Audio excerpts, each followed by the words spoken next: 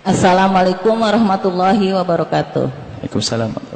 Saya bertanya yang pertama, wanita yang yatim ketika menikah yang berhak wali itu siapa?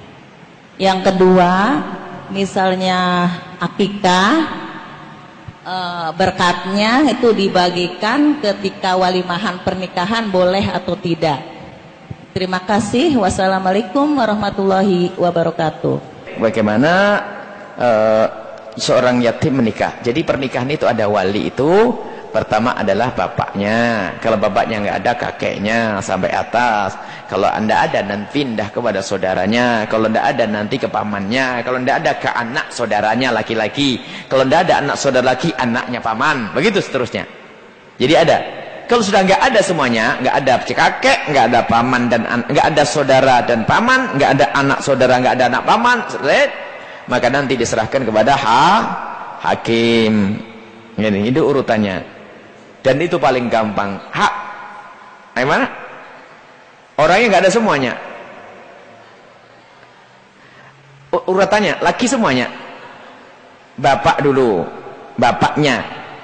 Kalau enggak, kakeknya dari bapak, bukan dari ibu, kakeknya.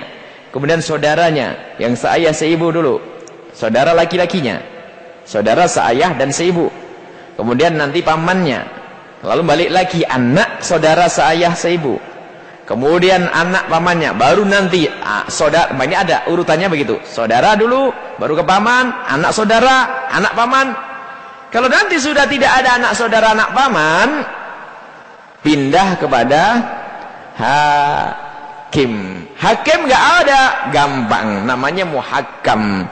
Dua mempelai menyerahkan pernikahannya kepada kiai. Kiai, aku serahkan pernikahanku kepadamu. Baru nanti kiai mengundang dua saksi, maka selesai. Kiai mengatakan angkah tu gawazat, selesai. Tidak susah kalau pengen menikah ya. Yang susah itu memilih calon pasangannya. Sebab kalau salah memilih calon pasangannya, seperti yang terjadi di pertanyaan berikutnya, suaminya enggak sholat. Nah ini kan bermasalah. Akikah digandung walimah? Ya boleh-boleh saja.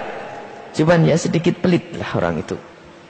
Boleh bu, akikahan dibarengin sama walimah. Bersamaan dengan lahirnya anak ibu yang terakhir. Waktu itu ibu menikahkan putra yang pertama misalnya. Jadi sambil nikahkan anak yang pertama, ngakikai anak yang terakhir. Boleh-bolehlah. Jadi ada imam, kalau tidak salah Imam Romli, antara Ibnu Hajar dengan Romli, dalam hal ini bolehlah misalnya nyembelih akikah dibarengi dengan waktu walimah. Itu boleh-boleh saja. Akan tapi yang sempurna adalah walimah dipotongkan sendiri, walau bisa satu kambing, nanti akikah sendiri. Kenapa? Intinya walimah itu adalah untuk isyhar, untuk memasyhurkan pernikahan. Hukumnya adalah disunnahkan, dianjurkan agar orang tahu. Tidak makan pun nggak apa-apa.